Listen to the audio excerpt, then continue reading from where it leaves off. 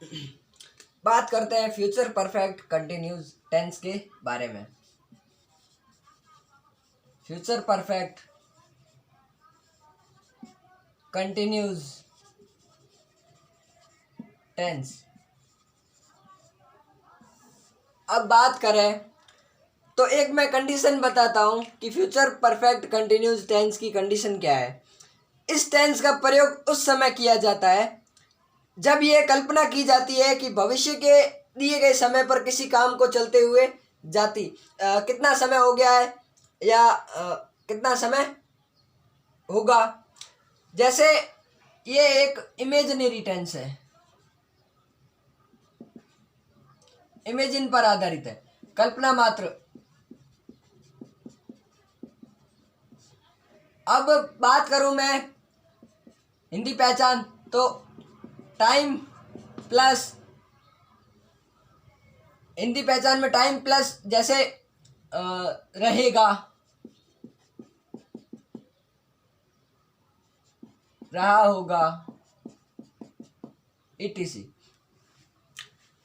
और अगर बात करूं मैं, कंडीशन यहाँ आ रही है कि इस टेंस में केवल और केवल इमेजिन की जा रही है, कल्पना मात्र की जा रही है। तो मैन वर्ब के रूप में अपन देखेंगे तो हमेशा अगर कंटिन्यू आ जाए तो मैन वर्ब की फोर्थ फॉर्म, और हेल्पिंग वर्ब जैसे फ्यूचर परफेक्ट में थी विल, शैल, हैव, और इसमें एक और चीज जुड़ जाएगी, बीन। ये सेंटेंस थोड़ा बड़ा बनता है, इसलिए देखते हैं।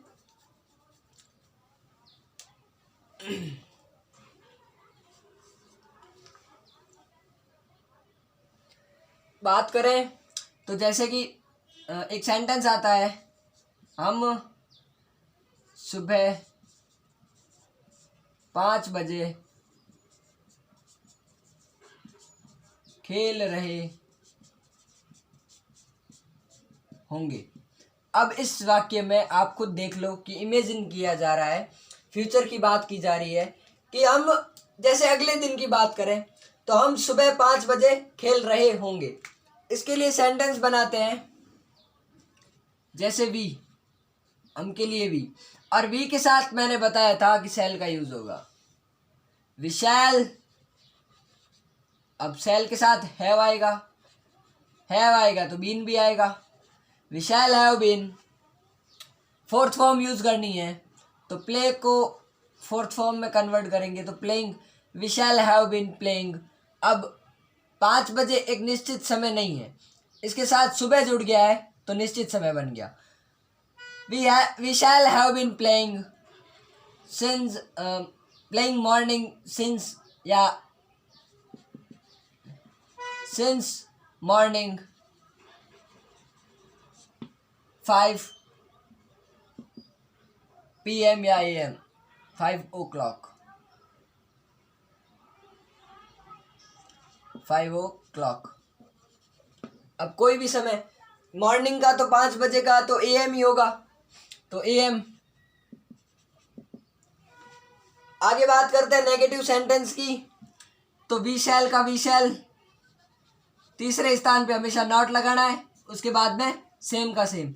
अब इंट्रोगेटिव बनाए तो शैल वी हैव बीन, यहाँ पे भी been, shall we have been playing,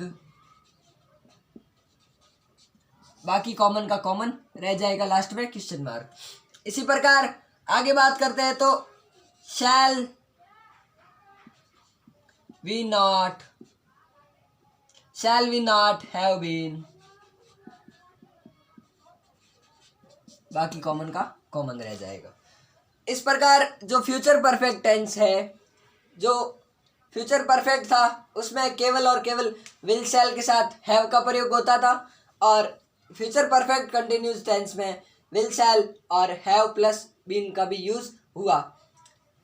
ये केवल कल्पना मात्र टेंस है। तो अपने टेंस में देखा कि प्रेजेंट, पास्ट और फ्यूचर, फ्यूचर के जो सेंटेंस होते हैं वो थोड़े क्रिटिकल होते हैं। अब फ्यूचर के सेंटेंस में कभी कभी एग्जाम में फ्यूचर के सेंटेंस नहीं पूछे जाते हैं और कभी कभी पूछ लिए जाते हैं, परंतु फ्यूचर इतने इम्पोर्टेंट नहीं रखते हैं जितने कि प्रेजेंट और पास्ट रखते हैं। प्रेजेंट में चारों और पास्ट की मैं बात करूं तो सिंपल, कंटिन्यू और परफेक्ट, ये 3 टेंस ऐसे हैं जिससे पर्सन अक्सर बनते हैं। तो ध्यान रखने बात यही है कि अपने को इतना ही कवर करना है, ज़्यादा फ्यूचर पे ध्यान देना है नहीं। तो जो फ्यूचर के सेंटेंस होते हैं उन पर सिर्फ कल्पना मात्र की जा सकती है। जैसे कोई स्टोरी राइटिंग करते हैं तो स्टोरी राइटिंग के लिए सबसे इम्पोर्टेंट टेंस जो है वो पास्ट है। अगर आपको इंग्लिश सीखनी भी है या स्टोरी राइटिंग कर रहे हो तो अगर आपके क्वेश्चन भी बन जाता है, आप रिटन एग्ज़ाम दे रहे हो, तो अगर पर्सन पूछ ले कि जैसे कोई भी पर्सन पूछ ले कि एक स्टोरी लिखो थ्रस्टी क्रो के बारे में, एक स्टोरी लिखनी है, तो अपन स्टार्ट करते हैं once there was a crow.